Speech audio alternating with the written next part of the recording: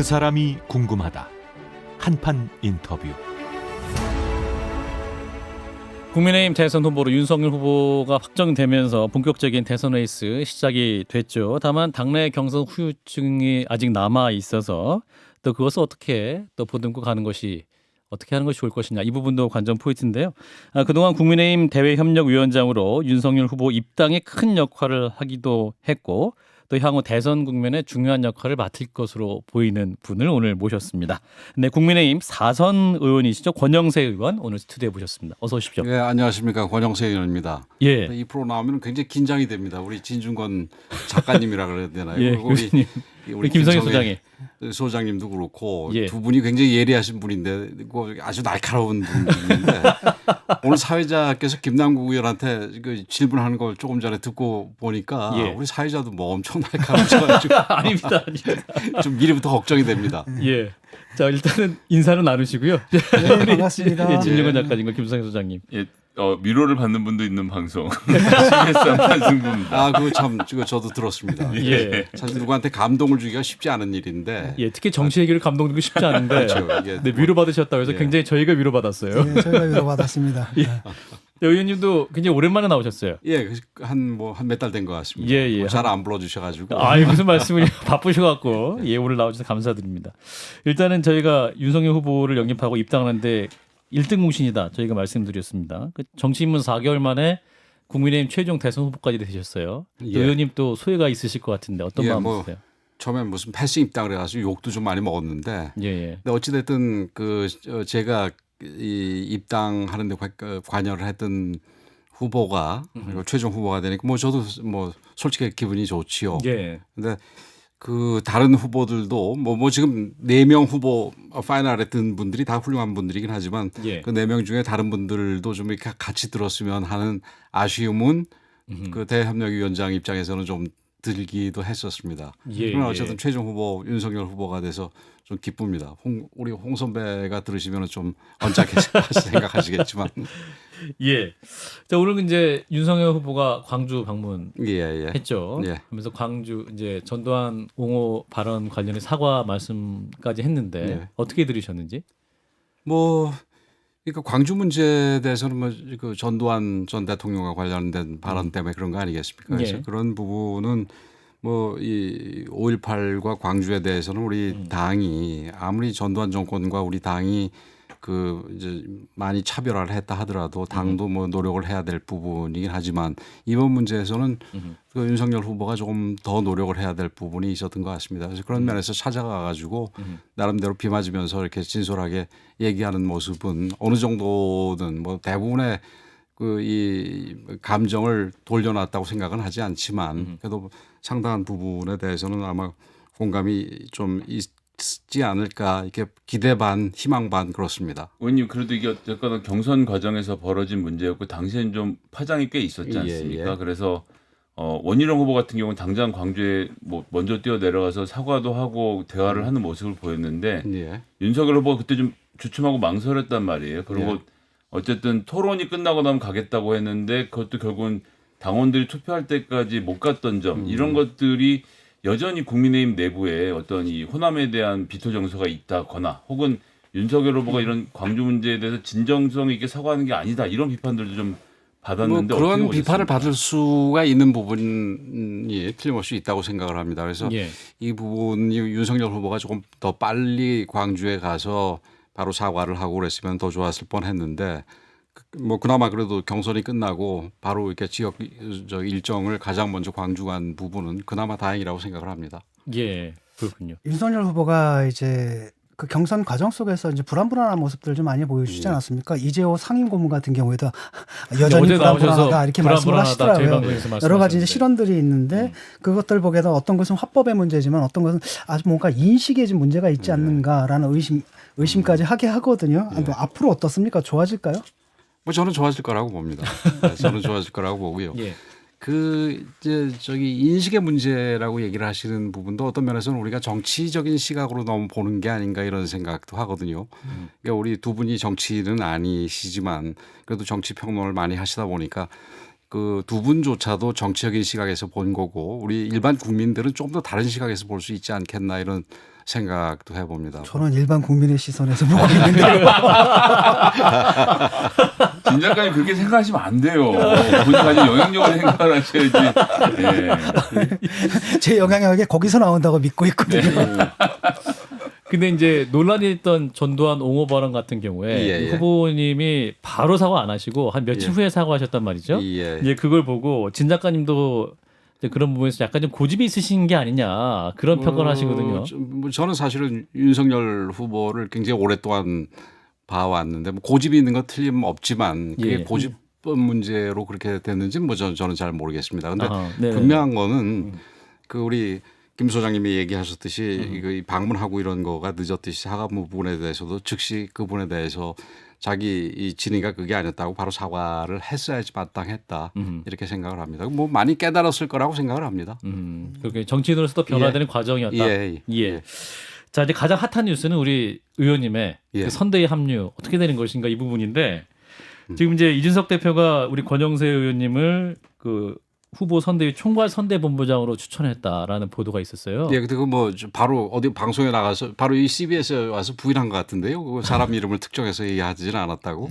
예. 그러니까 뭐 특정하진 않았다고는 했는데 그래도 이제 의원님의 이름을 또 여러 명 거명할 때는 거론을 하기도 했던 것 같거든요. 그 예. 우리 방송 조금 전에 좀 말씀을 나눌 때 나왔지만 네네. 그 중진 의원들이 그렇게 많지 않습니다. 그리고 또 특히 이제 이 수도권의 중진 의원들도 많지 않고 예.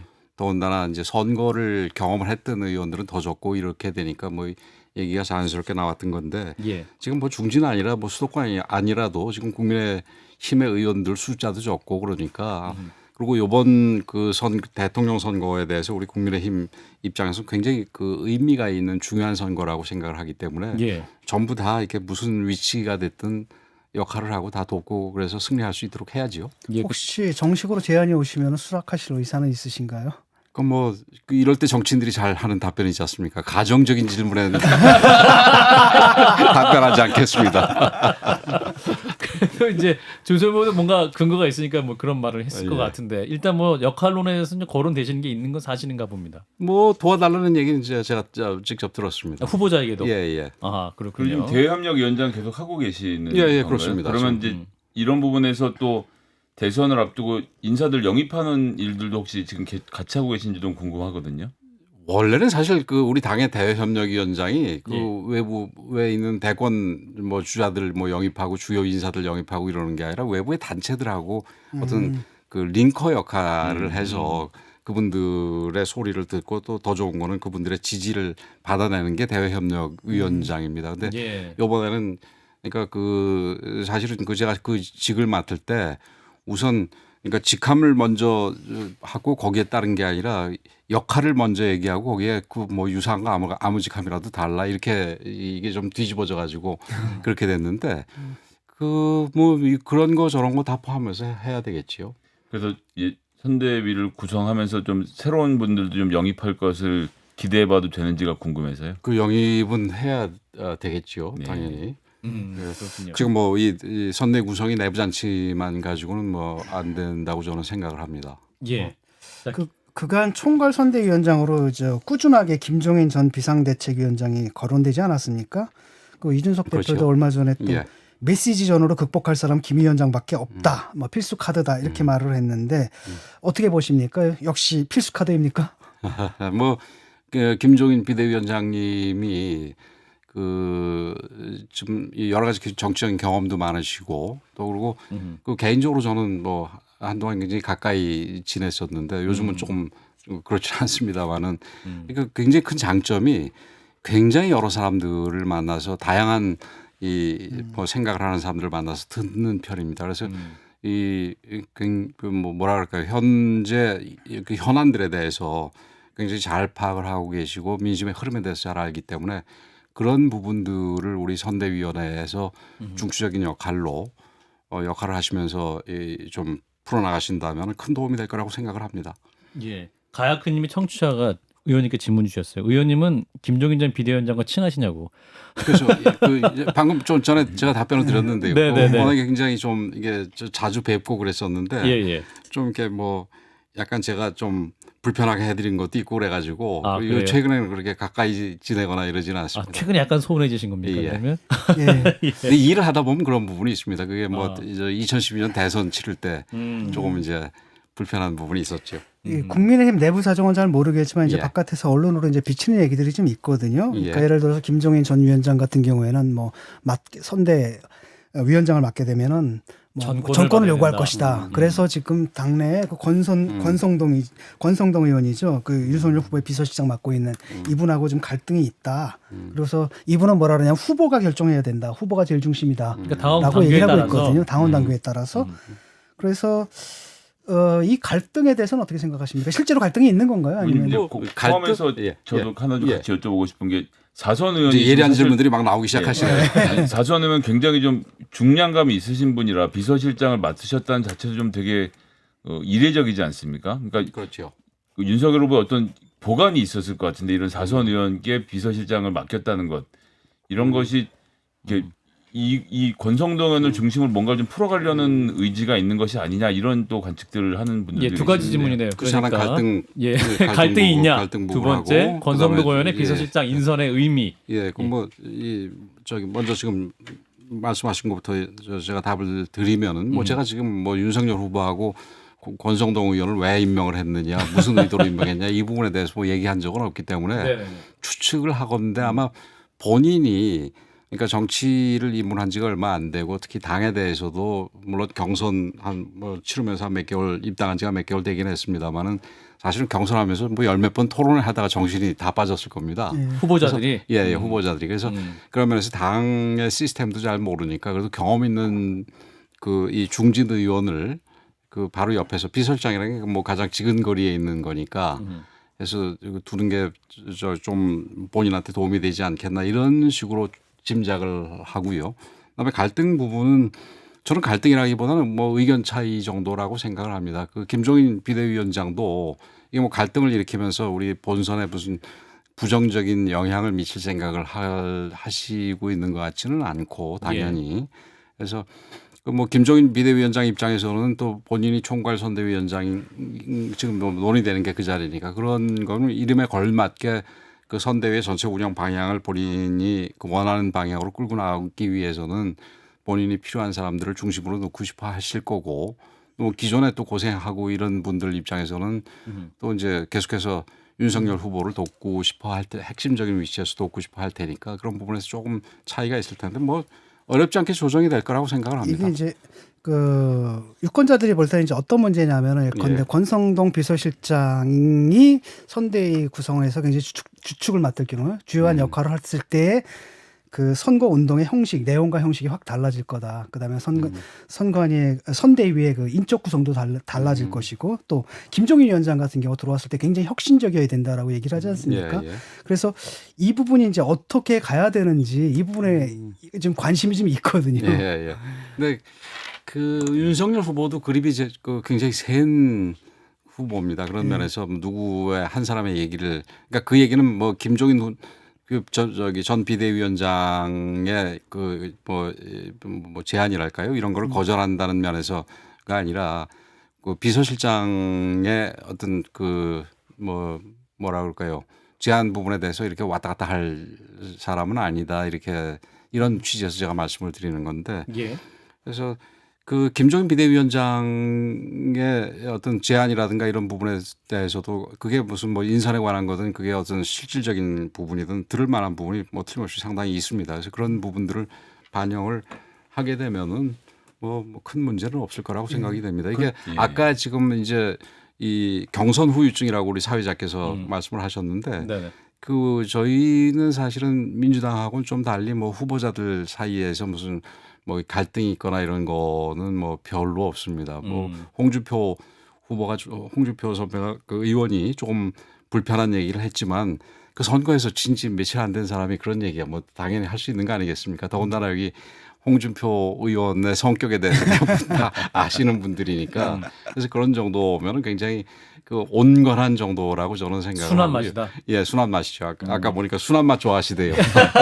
근데 이제 당의 일각에서는 또 김종인 불가론이라는 게 흘러나오더라고요. 어제 예. 우리가 이제 이재호 상임고문을 모셨는데 예. 그분도 킹메이커는 한 번만 하는 거지 왜 여러 번 왜 하려고 이 하느냐. 킹 저 킹 다 킹메이커냐? 킹메이커는 말씀하시던데. 그 킹이 사라지면 같이 사라지는 건데 킹스메이커 모양입니다. 예. 킹스메이커. 아, 킹스 메이커십니까? 킹스.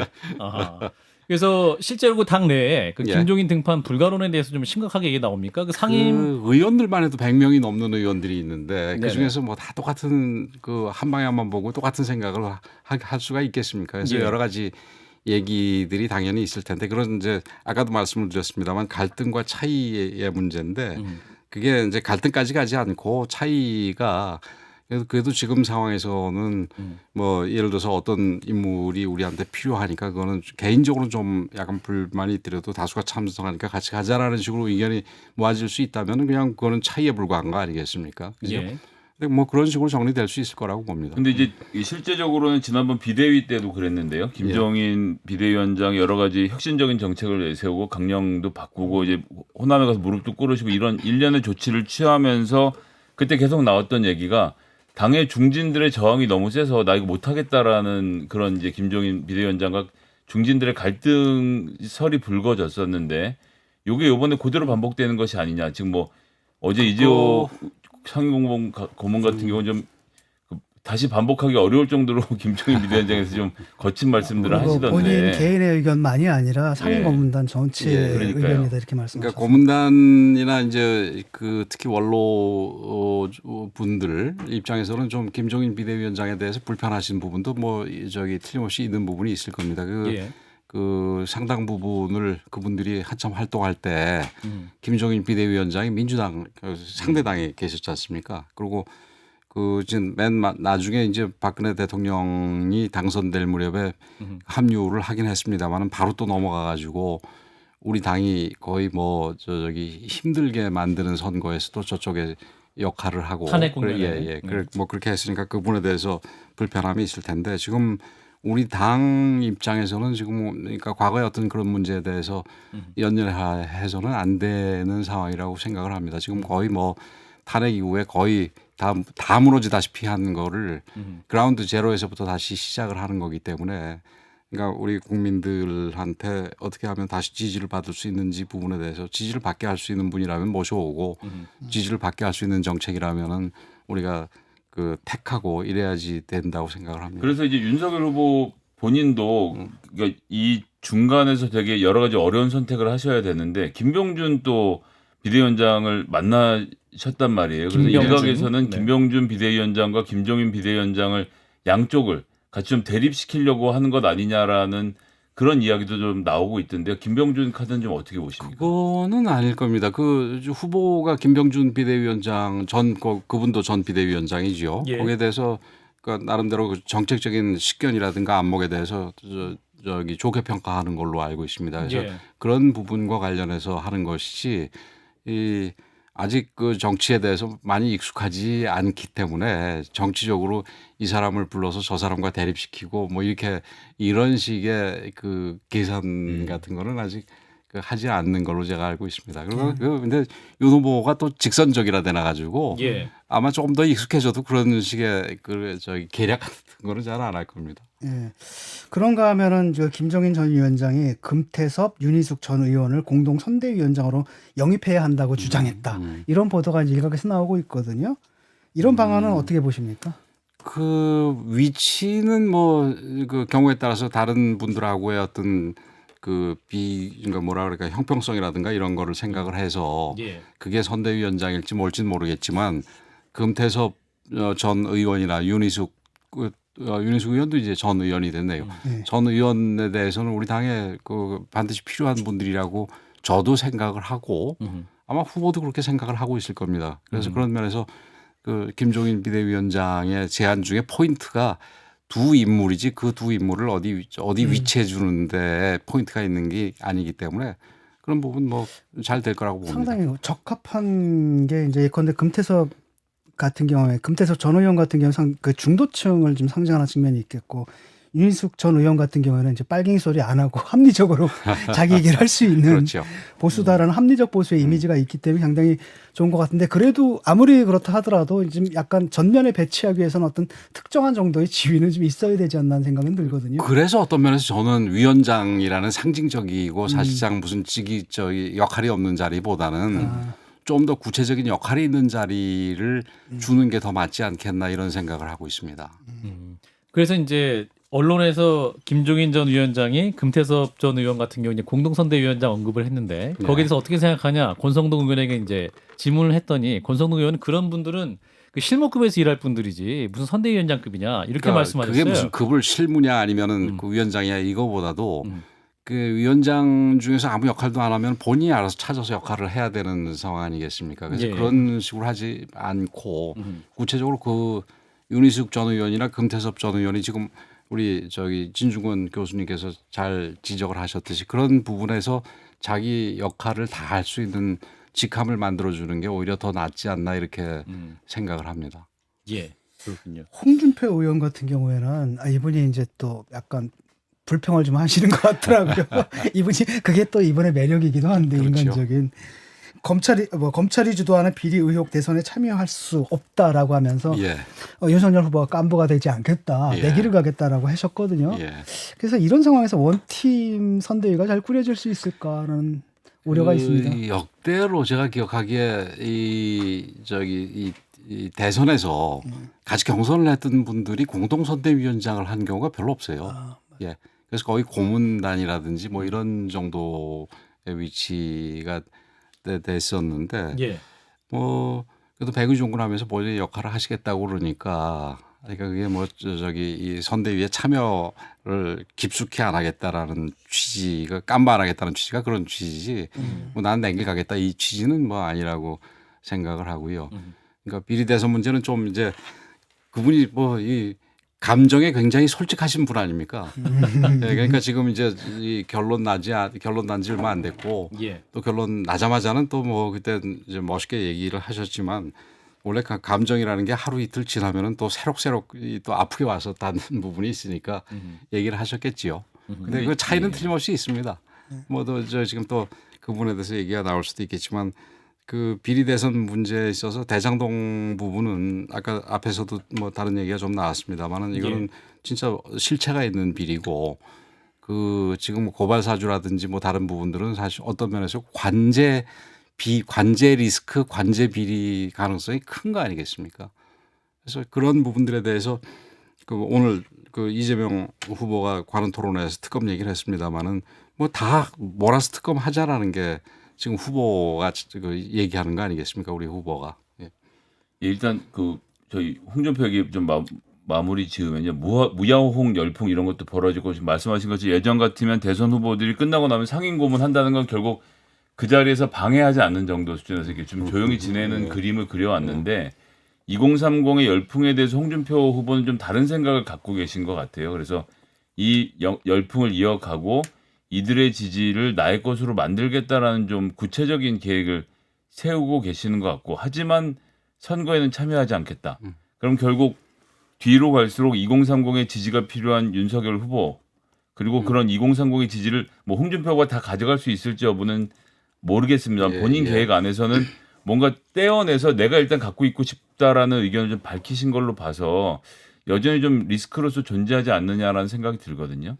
지금은 뭐 저는 홍준표 그 의원이 지금 대선에서 자기 본인이 얻은 그 저기 2030의 지지를 내가 계속해서 붙들어둬 가지고 내가 이걸 어떻게 이용을 하겠다 뭐 이런 식의 어떤 그 장기적인 계획을 가지고 지금 그런다기보다는 그 2030들로부터 지지를 받는다라는 게 참 또 요번 네 명의 파이널 후보 중에서 가장 나이 많은 분 아니었습니까? 그런 면에서 굉장히 그 본인도 기분 좋고 뭐 고맙고 이런 여러 가지가 있었을 겁니다. 그래서 그분들하고 계속해서 당장은 소통하겠다라는 거지 그걸 내 정치적인 자산으로 활용해서 앞으로 한 번 더 도모하겠다 이런 부분은 아직까지는 그 계산하고 있지 않지 않겠나 이렇게 생각을 합니다. 선거 과정을 지켜보면 경선 과정을 지켜보게 되면 정치 신인인 윤석열 후보가 선거운동을 하는 방식을 보면 굉장히 올드해요.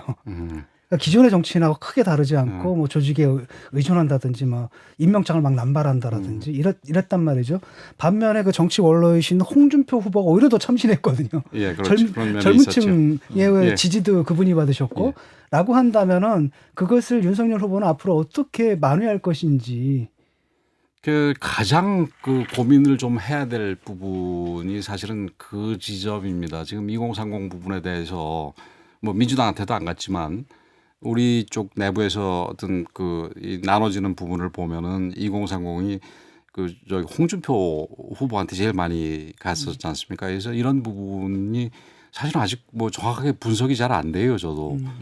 그 홍준표 후보가 이렇게 했던 부분들을 쭉 보면은 이런 지점이 홍준표 후보가 2030의 매력을 끌었겠구나 하는 부분이 새롭게 나타난 부분은 없어요. 그냥 뭐 평소처럼 굉장히 직설적이고 감정에 굉장히 솔직한 부분들 이런 부분들은 2030하고 좀 이 맥이 닿을 수가 있겠다 이렇게 생각이 되는데 그 다른 부분은 사실 특별히 없단 말입니다. 근데 그 윤석열 후보 같은 경우는 지금 우리 진 교수님이 지적하신 부분처럼 좀 그러니까 이 새롭게 신인으로서 등장을 했는데 뭔가 우리 정치에 새로움을 더해줄 거라 기대한 것을 채워지지 못한 부분은 틀림없이 있다고 봅니다. 그래서 그런 부분은 앞으로 이제 선거를 하는 과정에서 좀 고민을 해야 될 부분인데 어떤 면에서는 그게 윤석열 후보가 자기가 그 주도적으로 캠페인을 끌고 가지 못해서 그러지 않았나 하는 부분도 있습니다.